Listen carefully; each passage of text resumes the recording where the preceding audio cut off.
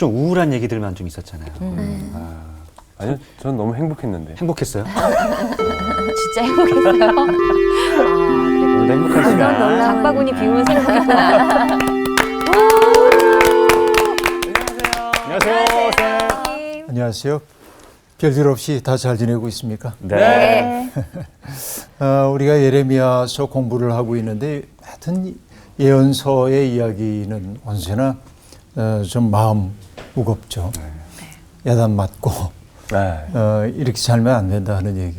그래서 늘 유쾌한 이야기 듣고 싶은 사람들은 예언서를 회피하는 경향이 있지만은 우리는 용기를 냈죠. 들어가자. 매를 잘 맞아야 좋은 사람이 된다 하는 생각 때문에 이제 예레미야 들어갔는데 벌써 11번째 강의를 하네요. 시간이 정말 빠르네요. 오늘 수업 예레미야 11강 무섭고 놀라운 일. 예레미야 5장 20절부터 31절까지를 공부할 예정입니다. 우리 정훈 학생부터 읽어주실까요? 네. 너는 이를 야곱 집에 선포하며 유다에 공포하여 이르기를 어리석고 지각이 없으며 눈이 있어도 보지 못하며 귀가 있어도 듣지 못하는 백성이여 이를 들을지어다. 여호와의 말씀이니라. 너희가 나를 두려워하지 아니하느냐? 내 앞에서 떨지 아니하겠느냐?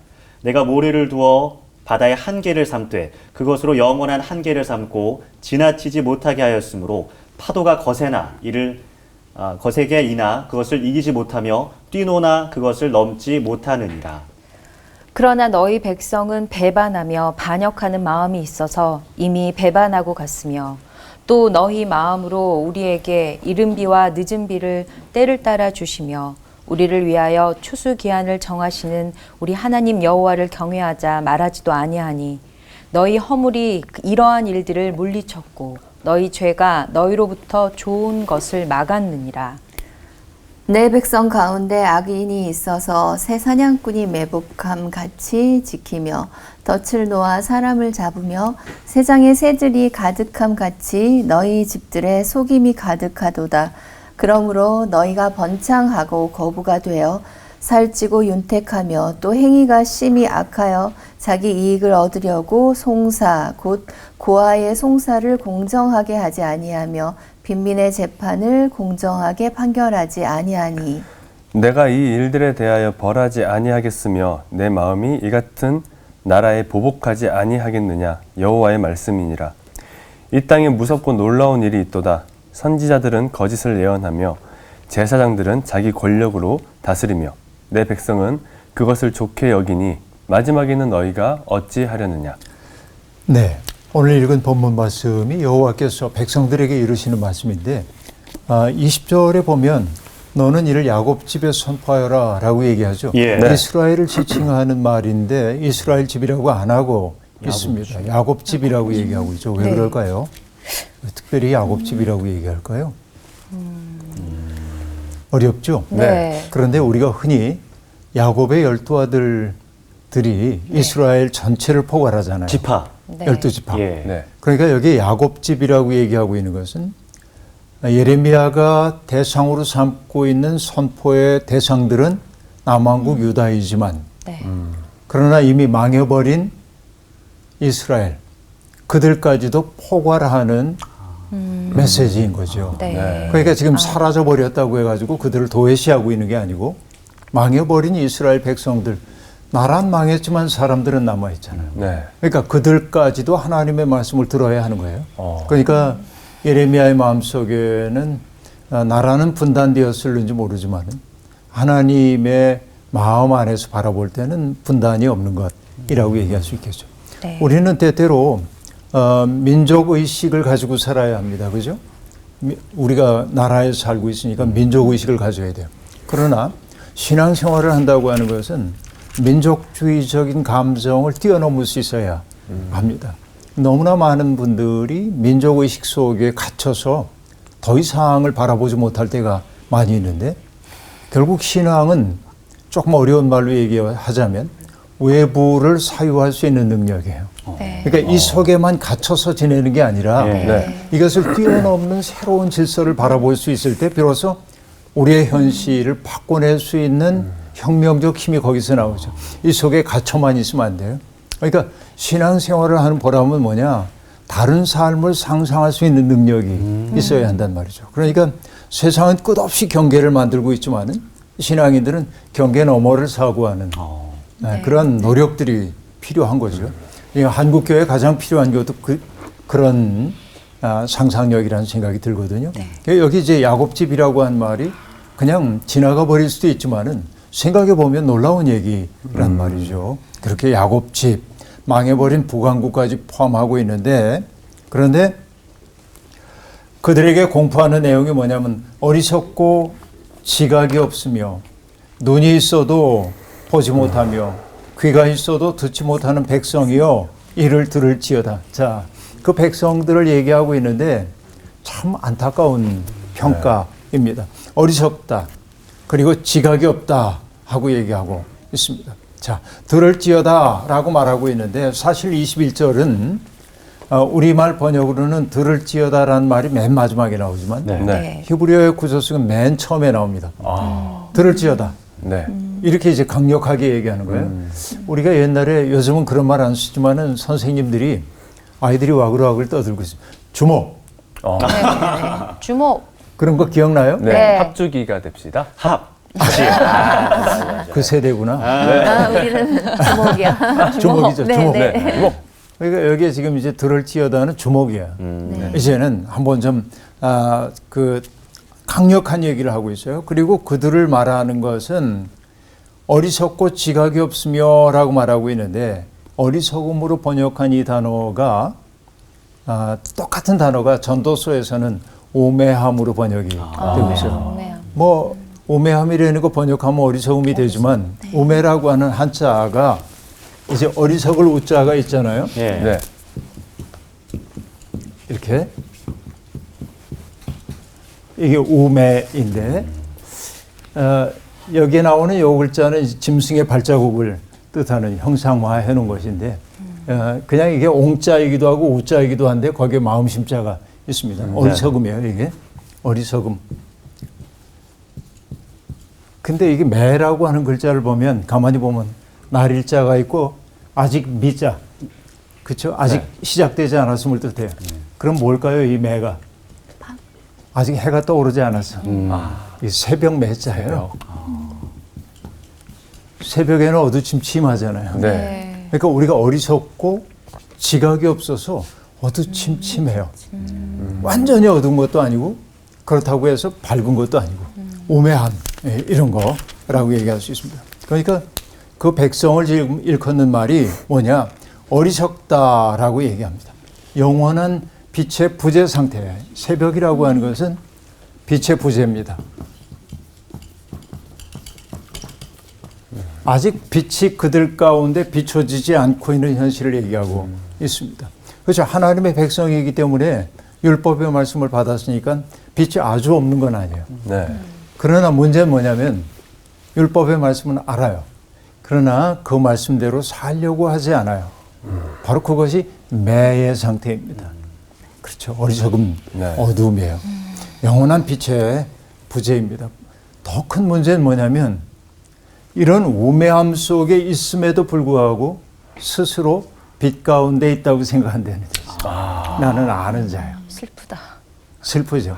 사실은 이 상태인데 자기가 빛 가운데 있다고 느낀단 말이죠. 그 때문에 예언자는 어리석고 지각이 없으며 라고 얘기합니다. 근데 그 어리석고 지각이 없는 상태를 뭐라고 말하냐면 눈이 있어도 보지 못하며 귀가 있어도 듣지 못하는 백성이요 라고 말합니다. 자, 본론은 있어요. 이미 네. 하나님의 말씀이 주어졌어요. 들을 귀도 있습니다. 들을 생각이 없어요. 왜 그럴까요? 고집스러워가지고. 듣고 싶지 않은 거예요. 보고 싶지 않아요. 왜? 나쁜 소리를 안 듣고 좋은 것만 자기가 그냥 네, 자기 뜻대로 자기 하고 뜻. 싶어. 네. 그렇죠. 이걸 뭐라고 얘기하면 좋을까요? 이런 거를. 인간의 욕망이 그의 눈을 가려주고 있는 거예요. 인간의 모든 욕망은 자기중심적이죠. 네. 편안하고 싶고 내가 많은 거 누리고 싶고 그런 거예요. 그러니까 하나님의 말씀을 듣는다고 하는 것은 나의 욕망의 소리에만 귀를 기울이는 게 아니라 그 욕망을 뛰어넘는 삶으로 우리를 부르고 계신 하나님의 말씀을 들어야 하는데 듣고 싶지 않은 거예요. 그 말씀을. 이런 걸 뭐라고 얘기하냐면 고의적 무지라고 그래요.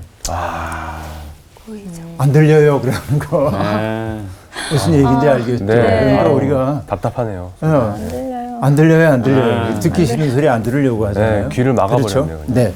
그래서 이런 거를 우리가 선택적 무지 혹은 고의적 무지. 모르는 게 아니에요. 네. 알면서 모르는 척 하는 거예요. 둘 다 우리- 정말 나쁘네요. 우리 이런 방식으로 살아요. 너무나 자주 그렇다고 얘기할 수 있겠습니다. 그러니까 공적 공간에서 벌어지고 있는 일들을 모른 채 함으로 그 일에 나는 책임이 없어라고 우리는 말할 때가 대단히 많이 있습니다. 그렇죠. 우리도 그래요. 이게 고의적 무지, 선택적 무지입니다.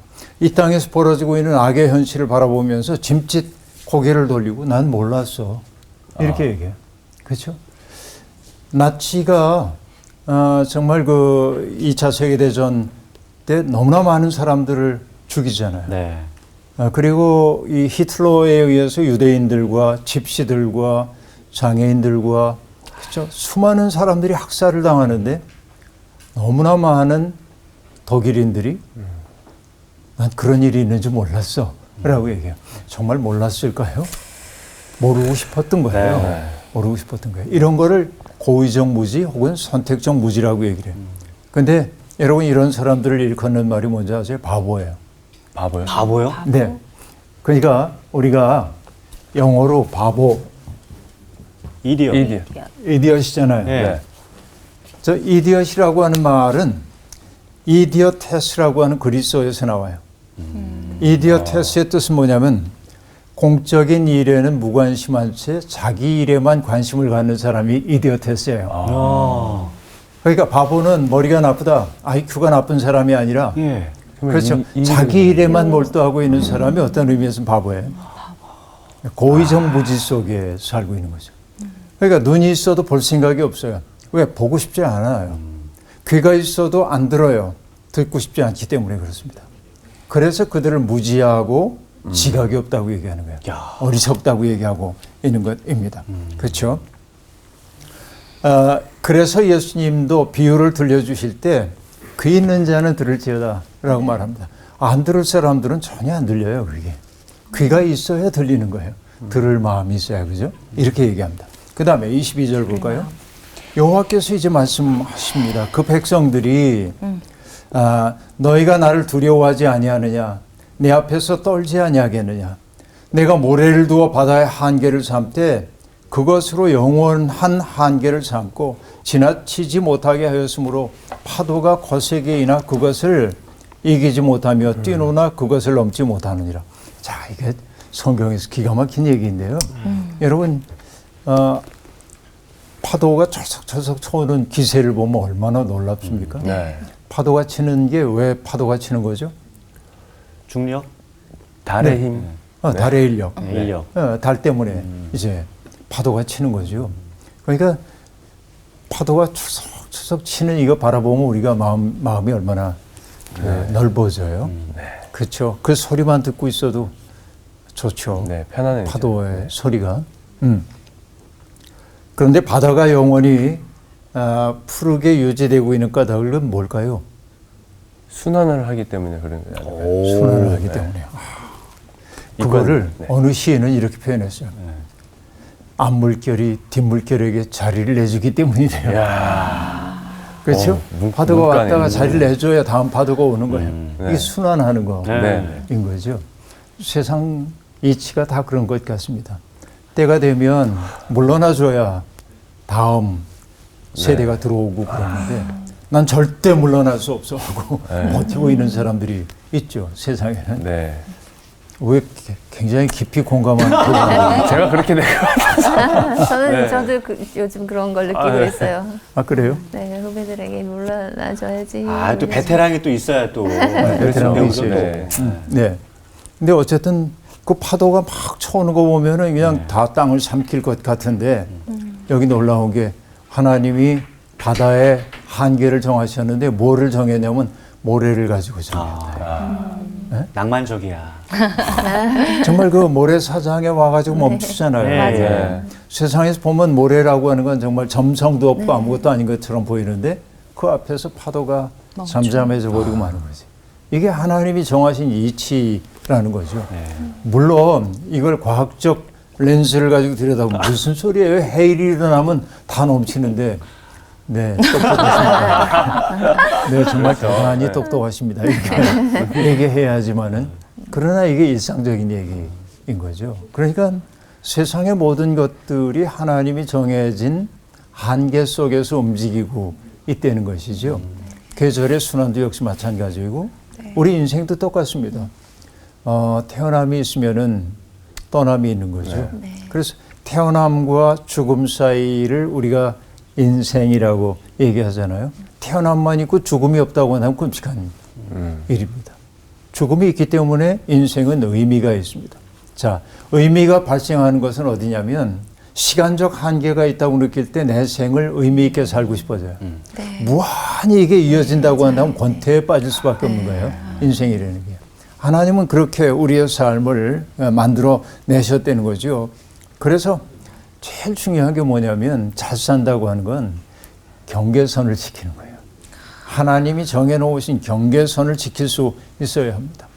그런데 인간의 버릇 가운데 하나는 하나님이 주신 경계선을 뛰어넘어 스스로 하나님의 영역으로 들어가고 싶어하는 사람들이 있습니다. 스스로 우상이 되어버리고 한 사람들 말이죠. 세상의 모든 제국은 스스로 신적 권력을 탐했던 자들이라고 볼 수 있습니다.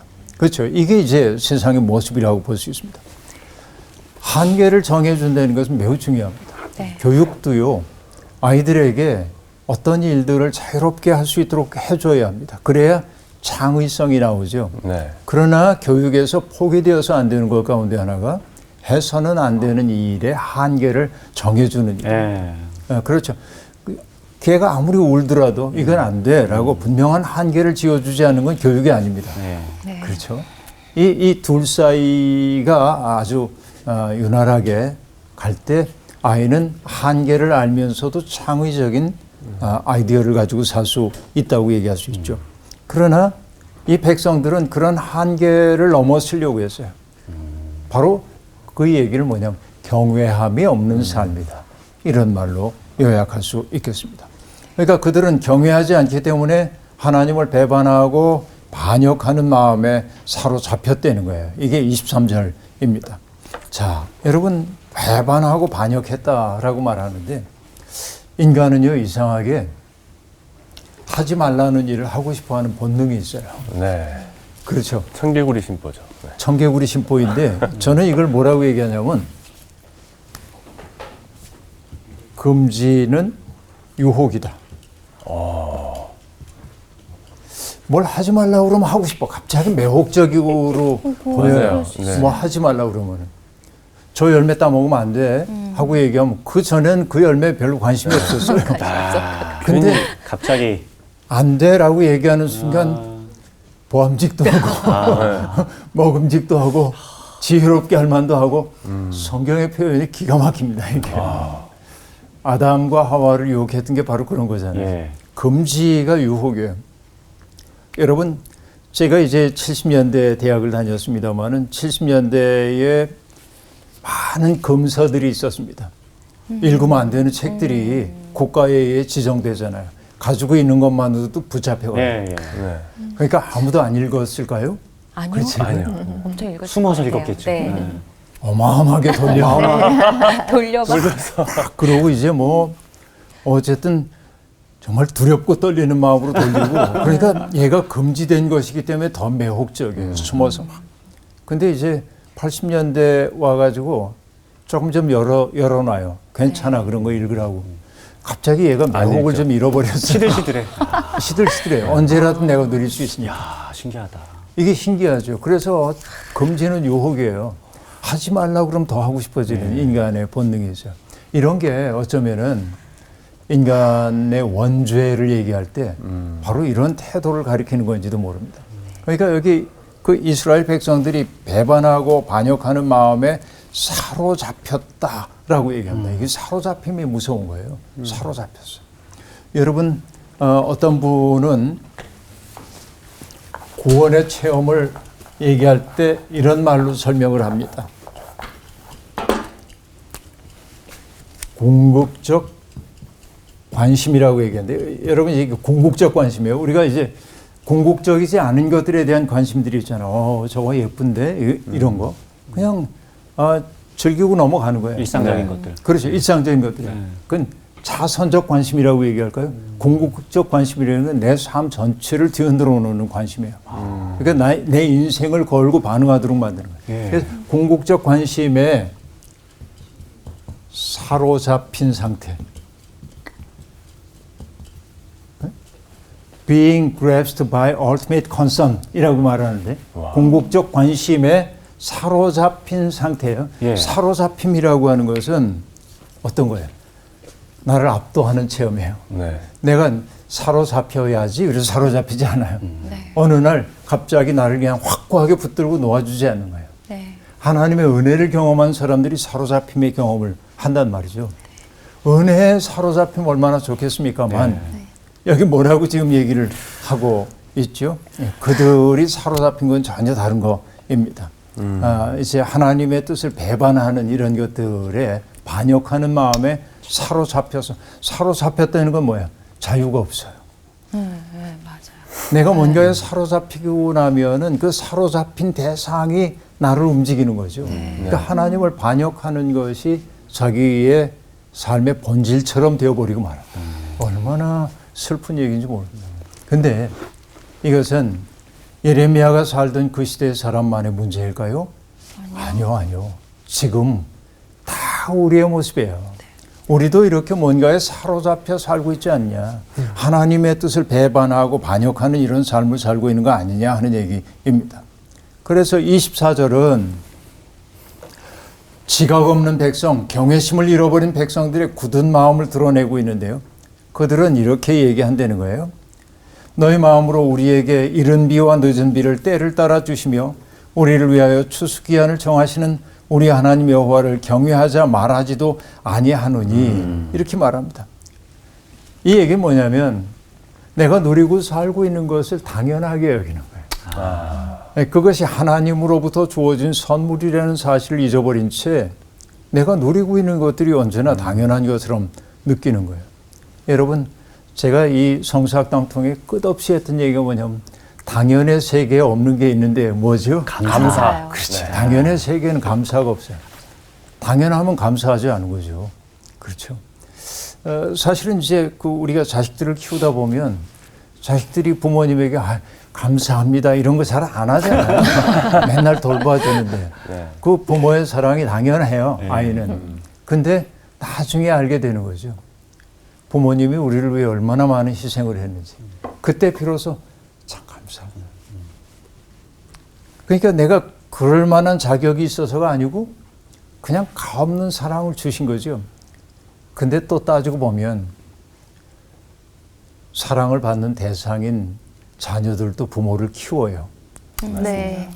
정말 그렇죠. 네. 가만히 생각해 보면요. 내가 어떤 대가를 바라지 않고 나를 온전히 다 주는 사랑의 연습을 자식이 아니면 언제 해보겠어요. 네. 그 경험들을 하죠. 하고 있어요. 그러니까 부모와 자식은 서로 키워요. 네. 사랑으로. 이게 이제 놀라운 신비 가운데 하나라고 볼 수 있겠는데 여러분 이제 당연하기 때문에 내가 누리고 있는 것들이 당연하다고 생각하기 때문에 하나님을 찾지 않아요. 절박함이 없어요. 하나님 없이도 다 잘 되는 것처럼 느껴져요. 근데 여러분 제가 이제 우리 신학생들에게 이런 말을 할 때가 있습니다. 야, 누가 대학원 논문을 한번 이런 거 써보면 어떨까? 그 얘기는 뭐냐? 1960년대, 70년대, 80년대, 90년대, 2000년대로 오면서 한국 교회 교인들이 부르던 찬송가, 주로 부르던 찬송가가 달라져요. 근데 우리가 청년 시절에 신앙생활을 할 때만 해도 정말 삶이 핍박하고 어려웠기 때문에 사람들이 주로 부르던 게 천부여 의지 없어서 손 들고 옵니다. 정말 절박하잖아요. 네. 그 어머니 아버지들의 삶의 이야기가. 고통의 멍에 벗으려고 예수께로 나옵니다.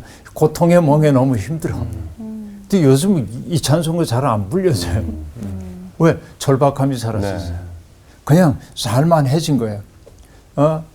또 뭐 내 모든 시험 무거운 짐을 이런 거 정말 이런 게 불려졌는데 지금 잘 안 불러요. 딴 곡들을 주로 부릅니다. 요즘 젊은이들은 특별히 이제 CCM 네. 이런 것들을 주로 많이 부르죠. 그러니까 시대마다 불려지고 있는 노래가 달라지는데 예배 그 회중들이 불렀던 찬양이 어떤 변화의 과정을 거쳐왔는지가 우리 시대의 모습을 보여주기도 하는데 그런 거죠. 근데 절박함이 없기 때문에 그런 것입니다. 결국 25절이 얘기를 합니다. 너희 허물이 이런 일들을 물리쳤다.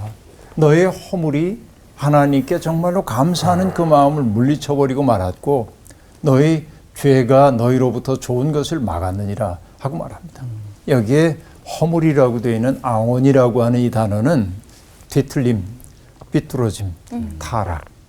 우리의 마음이 뒤틀려 있는 거예요. 이렇게 죄로 말미암아서 이렇게 뒤틀려 있는 상태입니다. 그래서 뒤틀린 마음 속에는 뭔가가 들어가도 똑바로 나오질 않는 거죠. 네. 이게 허물입니다. 죄라고 하는 건 하탓이라고 얘기하는데 여러분 잘 아는 얘기입니다. 표적에서 벗어나는 뭔가 표적에서 벗어났다는 거예요. 그러니까 습관적으로 반복하는 죄가 습관이 돼버리고 만 거예요. 여러분 우리의 마음도요. 마음 쓰던 자리를 내 마음이 흘러갈 때가 대단히 많이 있습니다. 네, 맞습니다. 물도 길이 있잖아요. 네, 맞습니다. 물을 뽑으면 한번 흘러간 자리로 흘러가죠. 네. 우리 마음씀도 똑같거든요. 내가 마음 썼던 자리로 자꾸 가는 거예요. 내 마음이라는 게. 그래요. 그래서 결국 뭐냐면 습관이 되는 거죠. 이게 하탓이라고 하는 죄예요. 그래서 그 허물과 죄가 내 이익을 위해서 허물과 죄 속에 살고 있지만은 결국은 더 좋은 삶을 가로막고 있는 장애물이 되고 있다는 거예요. 이게 안타까운 일입니다. 너희 죄가 너희로부터 좋은 것을 막았느니라. 정말 참다운 삶이 무엇인지를 깨닫지도 못하고 살지도 못하게 만들었다 하는 얘기입니다.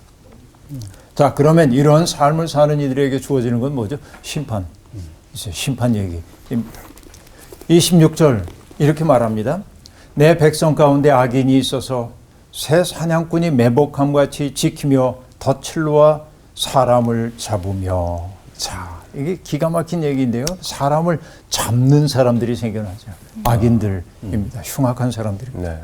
새 사냥꾼처럼 허리를 굽히고 숨어 엎드리고 덫을 놓아 사람을 잡는다는 겁니다. 자기 이익을 위해서. 여러분, 우리 요즘은 이제 그런 얘기가 덜 들려오긴 합니다만은 몇십 년 전만 하더라도 시골에서 상경하고 있는 어수룩한 사람들이 서울역 앞에서 네. 자주 인신매매단에게 끌려가곤 했습니다. 왜냐하면 어리둥절하는 사람에게 다가가서 너 이런 여기 정말 무서운 세상인데 이러다간 큰일 나. 이게 막 친절을 베풀고 내가 도와줄게. 그리고 이제 이게 뭐냐면 새 사냥꾼 아닙니까? 좋은 말로 얘기하는 것 같으면서 사실은 자기 이익을 위해 누군가를 수단으로 삼는 것이죠. 요즘 보이스피싱 같은 것 엄청나죠. 이게 똑같은 현실이에요. 그 상황만 달라졌을 뿐이지 보이스피싱 하는 거. 옛날에 약장수들, 그 노인들, 네. 아무것도 노인들 모르시는 분들. 네. 몸이 아프지 않은 노인이 없어요. 그렇죠. 그렇죠. 그러니까 여러분, 뭐 저도 이제 나이가 조금 이렇게 됐습니다만은 친구들 만나면 늘 어디 아픈 데 없어 이게 이제 안부 인사네. 인사예요. 네. 왜냐하면 그 얘기는 다 아파. 이게 나이 든다는 거 그렇죠. 네. 저도 너무 아파요. 아파요. 그렇죠. 이런 거이죠. 그러니까 이제 그 노인들 속여가지고 만병통치약인 척하면서 팔아먹는. 얼마나 비싸요. 네. 그러니까 그 약을 사들고 신나하는 부모님과 또 속았다고 탓하는 자식들 간에 갈등 생기고 이런 것들 많잖아요. 네. 정말 많아요. 쾌락주의자들. 자기의 쾌락을 위해 누군가를 수단으로 삼는 사람들. 이게 전부 새 사냥꾼과 같은 사람들이란 말이죠. 바로 여러분 복의 매개자가 되라고 하나님이 우리를 택해 주셨는데 이스라엘 백성을 하나님이 부르신 까닭은 사람들에게 복을 전하는 통로가 되라고 불러주셨는데 그 소명은 까맣게 잊어버리고 자기 욕망을 채우기 위해 다른 사람들을 수단으로 삼는 이 일이 습관이 되어버렸다는 거예요. 무시무시한 이야기입니다. 이게 영혼의 전락이라고 얘기할 수 있겠죠. 결국은 그런 삶이 어떻게 만들어서요? 세상에 새들이 가득함과 같이 너희 집들의 속임이 가득하도다. 남에게 빼앗은 것으로 자기 집을 가득 채운다는 거야. 쇄도를 부리고 벼락부자가 돼가지고 그렇죠. 사실은 그가 누리고 있는 것들이 공의 씨가 누려야 할 것인데도 불구하고 내가 뺏어왔는데 그 뺏어온 걸 뭐라고 얘기하냐면 내 능력이야. 그래서 제가 힘들었군요. 이게 능력주의 사회가 만들어낸 그릇된 신화입니다. 내가 누리고 살고 있는 것들은 사실은 남들에게 가야 할 것이 내게 온 것들 꽤 많이 될 거예요. 네. 근데 그걸 또 다 주님이 만들어 놓은 것이니까 나도 누릴 수 있어라고 생각하는 사람들이 그렇게 있겠죠. 말들을 하죠. 정말로. 네. 그러니까 이제 뭐냐면은 이렇게 이제 자기가 누리는 모든 기회가 네. 예를 들어 부모 잘 만났어. 네. 유산이 많아. 이것들도 어떻게 보면 특권이잖아요. 네. 이게 당연한 게 아니에요. 이거는. 근데 그것을 자기가 누려왔던 특권을 능력으로 치환을 해. 예를 들어서 정훈 씨가 공부를 엄청 잘했어요. 네. 공부 잘했던 것은 그가 빼어난 머리를 가지고 있는 사람이기도 하지만 부모님 잘 만났고 또 학비 부담 없이 잘 이렇게 해서 여기 이제 늘 그 학비 때문에 아르바이트하고 그래 학점 관리 못한 사람들도 있는데 어떤 사람들은 그런 걱정 없이 스펙 쌓고 근데 이제 그 사람들이 뭐냐면 이게 내 능력. 난 그럴 만한 자격이 있어라고 얘기한단 말이죠. 이게 능력주의 사회의 문제입니다. 여러분 하버드 대학 교수인 마이클 샌달이 능력주의 사회에 대한 비판을 이제 합니다. 하버드 대학에 들어오는 친구들이 자기는 이런 것을 누릴 만한 자격이 있다고 생각한다는 거예요. 근데 이게 뭐냐면 영어로는 deserve라고 한 말인데 너는 그럴 자격이 있어요. You deserve라는 말이 최근에 몇십 년 사이에 엄청 많이 쓰이기 시작했대요. 능력주의 사회입니다. 근데 이게 이제 능력주의 사회의 문제는 뭐냐면 능력 없는 사람들이 차별받고 그들이 가난한 건 그들이 능력 없기 때문이야. 도외시되는 거예요. 사랑의 마음이 그 속에 없는 거예요. 네. 요즘 흑수저, 금수저 이런 논란이 그러니까. 있으니까. 그러니까 우리가 많은 것을 누리고 살고 있는 사람들은 내가 이게 사랑의 빚을 지고 있구나. 누군가와 더불어 나눠야 돼 하는 생각이 있어야 하는 거죠. 그게 바로 사랑의 마음이 아닌가 싶어요. 그래서 여기에 28절에 보면 상류층들의 생활 방식이 나옵니다. 살찌고 윤택하며 또 행위가 심히 악하여 자기 이익을 얻으려고 송사 곧 고아의 송사를 공정하게 하지 아니하며 빈민의 재판을 공정하게 판결하지 아니하니라고 얘기합니다. 악하네. 여러분 이 세번역 성경은요 더 정난하게 번역했어요. 이렇게 얘기합니다. 그들은 피둥피둥 살이 찌고 살에서 윤기가 돈다. 악한 짓은 어느 것 하나 못하는 것이 없고 자기들의 입속만 채운다. 고아의 억울한 사정을 올바르게 재판하지도 않고 가난한 사람들의 권리를 지켜주는 공정한 판결도 하지 않는다라고 말합니다. 자, 이게 여러분 오늘날 아닙니까 이거 진짜? 지금 우리 현실 보고 있는 것 같죠. 네. 그러니까 여러분 예레미야가 2500년 전 사람이라고 말할 게 없어요. 네. 그때나 지금이나 인간 사는 세상 비슷비슷해요. 근데 이대로입니다. 지금 조금도 변화되지 않은 것처럼 보입니다. 율법은 지켜지지 않아요. 그들의 유일한 관심사는 뭐예요? 자기 이익입니다. 그래서 제가 입이 닳도록 하는 얘기가 뭐냐면 이익에 담백해지지 않는 한 하나님의 뜻을 수행할 수 없다. 네. 그러니까 사람은 누구나 이기적이기 때문에 이익에 깨끗해지기는 어려워요. 그러나 내가 그런 관심이 있지. 그래 나도 내 이속을 차리고 싶어. 근데 보니까 이루아시 삶이 너무 고통스러워. 그럼 내 걸 좀 덜어내고. 근데 신기한 게 뭐냐면 내가 이렇게 독차지했을 때는 마음속에 죄의식이 있어요. 어둠 같은 게. 근데 이렇게 덜어내고 나면은 물질적으로는 줄어들지만은 마음은 더 풍요로워지는 게 있어요. 그렇죠. 이게 우리들의 삶의 경험이란 말이죠. 똑같아요. 자기 이익에 담백해져야 하는 거죠. 그래서 이런 이들, 이렇게 사는 사람들은 결국 어떻게 합니까? 하나님의 벌을 받을 수밖에 없다. 이게 이제 예언자가 들려주고 있는 얘기입니다. 틀림없어요. 때가 문제이지. 이게 정말 자기만 알고 있는 사람들이 당대에는 괜찮아 보이지만은 자식 때 가지고 뭐 분란 생기고 이런 경우 우리가 너무나 자주 봐왔습니다. 네. 이런 일들이. 이게 뭐냐? 그게 하나님이 정하신 이치예요. 삶의 이치. 그래서 여러분 춘추 전국 시대의 현인인 노자가 했던 얘기가 있는데 천망회회 소위불실이란 말이 있는데 천망은 하늘의 그물이에요. 회회하다는 건 성긴 거야. 듬성듬성한 것처럼 보여. 그러니까 아무것도 안 걸리는 것처럼 보이는데 소위불실 하나도 잃어버리지 않는다. 하늘의 그물에 다 걸리도록 그렇게 돼 있어요. 빠져나갈 수가 없는 거예요. 그렇죠? 이런 현실을 예언자는 기가 막히게 보고 있어요. 그 마지막 이제 30절, 31절. 지금 이 나라에서는 놀랍고도 끔찍스러운 일들이 일어나고 있다. 선지자들은 거짓을 예언하며 제사장들은 자기 권력으로 다스리며 내 백성은 그것을 좋게 여기니 마지막에는 너희가 어찌하려느냐. 결국은 세상이 이 꼴이 된 까닭이 어디에 있냐. 종교의 타락이라는 거예요. 응? 종교가 타락했어요. 선지자들이 거짓말을 예언하고 왜 거짓말을 얘기할까요?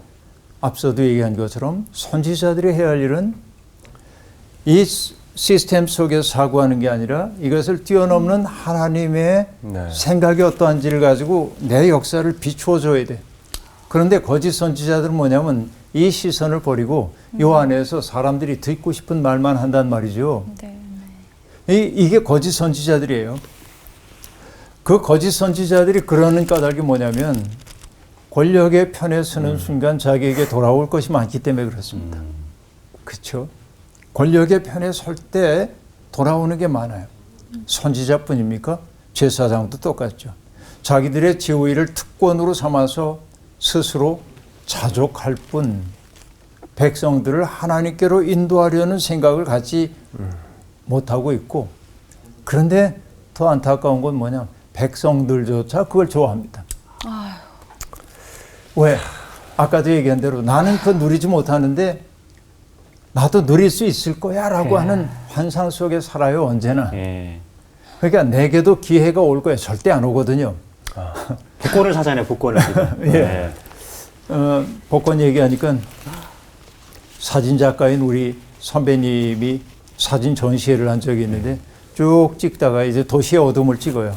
마지막에 복권 부스에서 사람들이 한 20년쯤 전인데 이거 뭐 긁는 거 네. 있잖아요. 주택복권. 그걸 하고 있는데 그 선배가 하는 얘기가 뭐냐면 많은 사람들이 내 사진을 보고 마지막에 와서 결국은 희망을 얘기하시는군요. 이렇게 얘기한다는 거예요.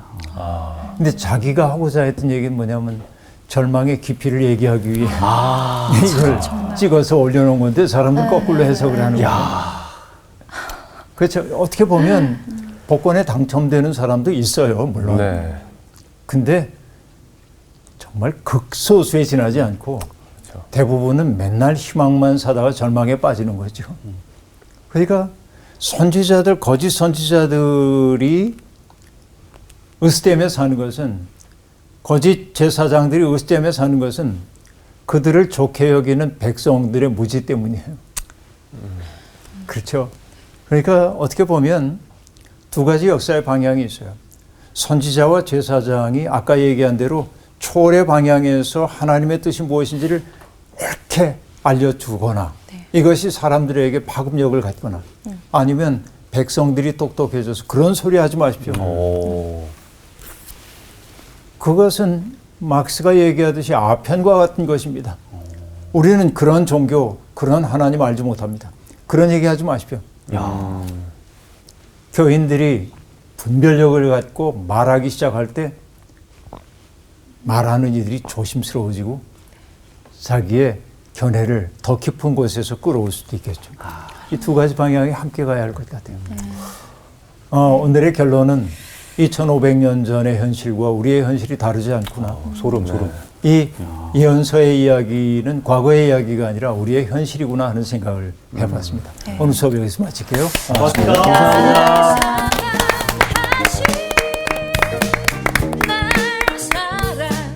무지를 탈출해야겠어. 무지를. 이 인간의 끝없는 이 욕심, 욕망. 그러니까. 그 경계선. 바보의 어원에 대해서 아까 말씀하셨잖아요. 돌아보지 않고 자기 이익만 챙기면 그게 바보가 될 수 있다. 우리 공감 능력을 너무 많이 좀 잃어버린 건 아닌가. 그런 생각도 좀 맞아요. 한계의 경계선을 뛰어넘는 시선으로 볼 수 맞아요. 있는데 맞아요. 그런 맞아요. 사람이 되도록 노력해 봅시다. 네. 네. 그래야죠. 파이팅. 오늘 너무 많은 걸 느꼈어요. 당연의 감사. 사실 당연의 감사. 네, 당연한 당연에는 것에 대한 감사가 감사가 없다. 없다라는 것을 늘 알고 있으면서도 매 순간 까먹고 잃어버리고 실천을 못하는 게 사실 진짜 바보는 나가 아닌가라는 생각에 다 바보야 우리는 저도 지금. 동감입니다. 아니야. 이제 우리는 무지와 바보에서 탈출할 수 있어요. 탈출해야지. 오늘 네. 바보였으니까. 탈출. 바보 탈출 네. 넘버원으로. 네. 네. 오늘 좋습니다. 그래요. 갑시다. 탈출해요 우리 다 네, 같이. 파이팅.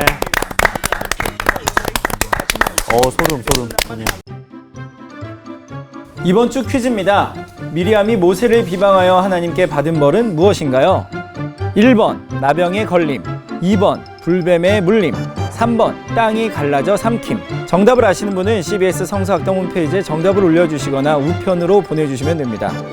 선정되신 분들에게는 대한성서공회에서 발행한 성경 통독을 위한 최고의 자습서 성경 2.0 성서학당 선생님들의 저서 중 하나를 드립니다.